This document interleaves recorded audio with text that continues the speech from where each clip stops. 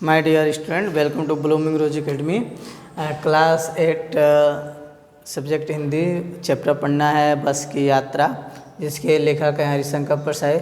हम पिछले वीडियो में आपको हरिशंकर परसाई के जीवन के बारे में, जीवन परिचय के बारे में बताया और बस की यात्रा जो चैप्टर है उससे कुछ जो पैराग्राफ हैं, अवतरण है, मैंने बताया भी था। यहाँ तक बताया था कि जब लेखक बस में बैठते हैं तो जो छोड़ने आए हुए लोग होते हैं उन्हें बड़ी आत्मीयता के साथ देखते हैं।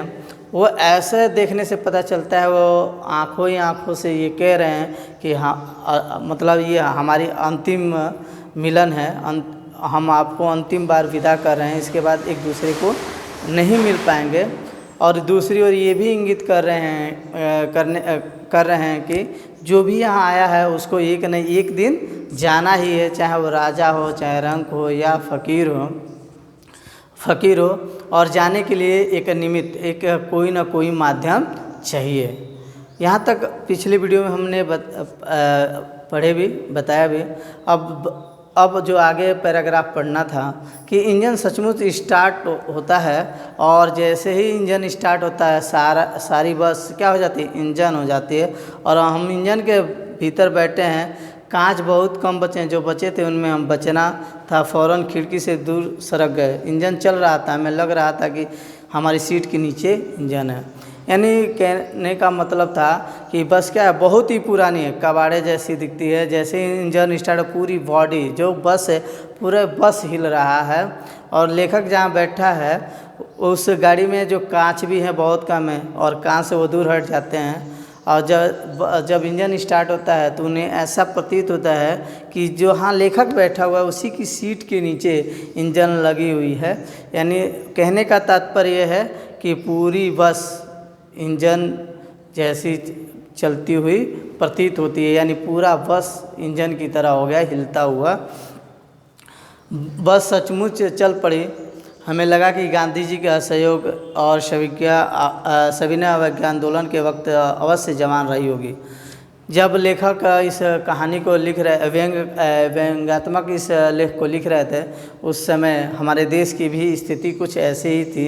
1920 और 1930, यानी एक में मान लिया असहयोग आंदोलन 1920 और सविनय अवज्ञा आंदोलन 1930, यानी 1920-1930 के बीच में इन्होंने जो देश में चल रहा था वो उसकी तुलना ये बस से की है। ठीक यही जिस तरह बस की हालत थी कि पूरी इंजन हिल रही थी, उसी तरह हमारे देश की जो राजनीतिक और आर्थिक स्थिति थी डगमगा रही थी।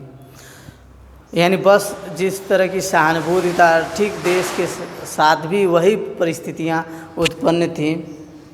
कहीं सीट का पार्टी से असहयोग चल रहा था, ठीक उसी तरह देश के साथ लोगों का क्या कर रहा है, असहयोग।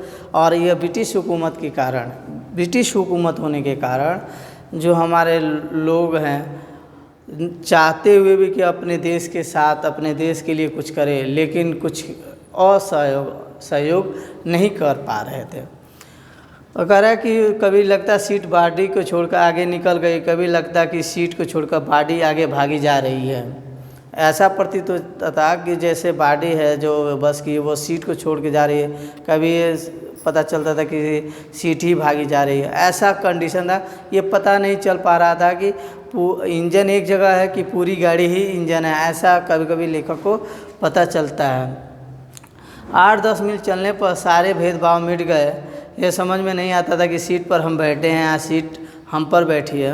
यानी गाड़ी इतनी हिल डुल रही थी कि पता ही नहीं चल पा रहा था कि हम सीट पर बैठे हैं या सीट हम पर बैठी है। ऐसा जो मनोस्थिति लेखक के अंदर बनी हुई थी, वो धीरे धीरे जो भेदभाव था वो समाप्त हो गया।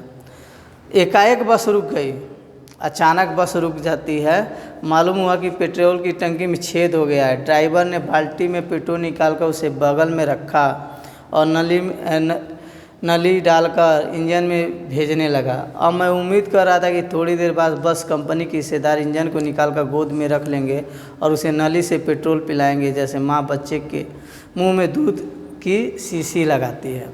देखिए कितना अच्छा व्यंग लेखा करते हैं कि जो कंपनी के हिस्सेदार थे, जो बस कंपनी की थी, कंपनी के जो हिस्सेदार थे, लेखक ऐसा व्यंग करते हैं कि अब ऐसा लगता है कि जो हिस्सेदार हैं गाड़ी के, वह इंजन को निकाल कर अपने गोद में रख लेंगे और उन्हें उस नली से पेट्रोल पिलाएंगे। जैसे माँ अपने बच्चों को, दो छोटे बच्चों को शीशी से दूध पिलाती हैं, ठीक उसी तरह जो हिस्सेदार हैं, बस के हिस्सेदार हैं, वो उनको नली के द्वारा पेट्रोल पिलाएंगे। ठीक हमारे देश में भी ऐसे ही स्थिति क्या थी कि ब्रिटिश हुकूमत होने के कारण हमारे देश में जो जनता थी त्राही त्राही कर रही थी। अब उन्हें जगाने की ज़रूरत थी। हमारी पूरी देश एक इंजन जैसा हो गया था, लेकिन उन्हें चलाने वाला कोई नहीं था। जैसे अब अलग से मतलब एक ऐसे नेता की ज़रूरत थी कि जो यहाँ की सोई हुई जनता है, जो डरी हुई जनता है, जो अनभिज्ञ जनता है, उनको जगाए। ऐसी सिचुएशन बनी हुई थी। करे कि जो बस की रफ्तार थी वो 15-20 मील हो गई थी। मुझे उसके किसी हिस्से पर भरोसा नहीं था। ब्रेक फेल हो सकता है, स्टीयरिंग टूट सकता है, क्योंकि गाड़ी इतनी हिल डुल रही थी कि उसका कोई भरोसा नहीं किया जा सकता था। और जो गाड़ी की रफ्तार थी बहुत तेज़ थी। और यहाँ से भी आप इस पैराग्राफ से भी एक प्रश्न आपके अभ्यास में भी है कि कह रहा है कि जो बस थी बहुत स्पीड थी, तेज़ थी, किसी भी हिस्से पे लेखक भरोसा नहीं कर सकता था। स्टीयरिंग टूट सकता था, ब्रेक फेल हो सकता था।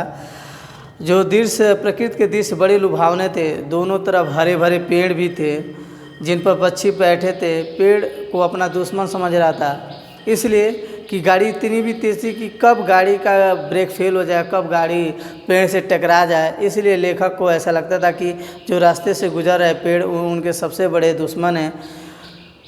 और इसी इंतज़ार करता है, झील दिखी तो सोचता कि हम बस गोता लगा जाएगी। बस इतनी स्पीड थी कि यह बस कंट्रोल में से बाहर चल रही थी। लगता था ऐसा कि जो बस है वह झील में गिर पड़ेगी और गोता लगाने लगेगी।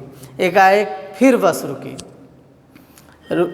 ड्राइवर ने तरह तरह की तरकीबें उपाय की, पर वह नहीं चली। सविनय अवज्ञा आंदोलन शुरू हो गया था। कंपनी के हिस्सेदार कह रहे थे बस तो फर्स्ट क्लास है जी, यह तो इत्तेफाक की बात है।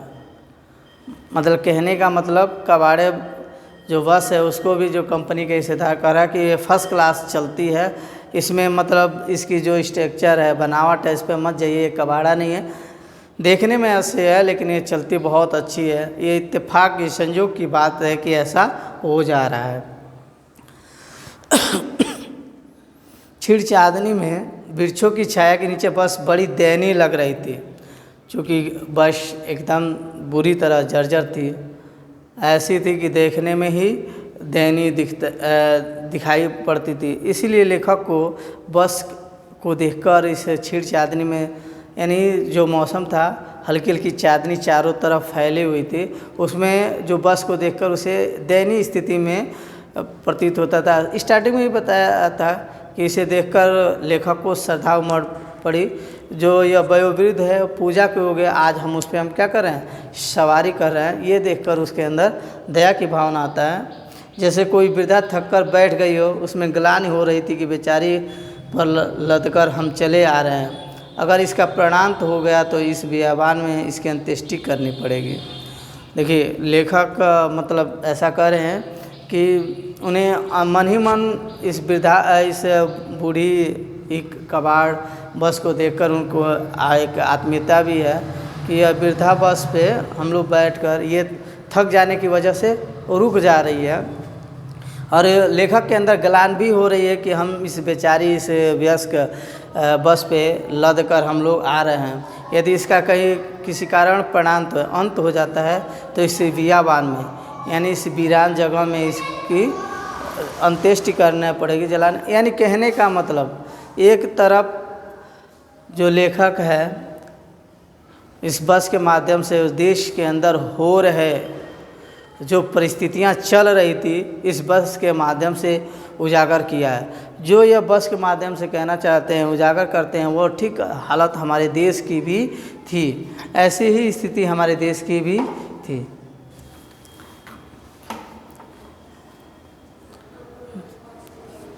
तो यहीं तक हम लोग आज अध्ययन करते हैं। अगले जो वीडियो में हम लोग कुछ पैराग्राफ बच्चे उनको पढ़ेंगे और उसके रिलेटेड प्रश्न अभ्यास करेंगे। Thank you class.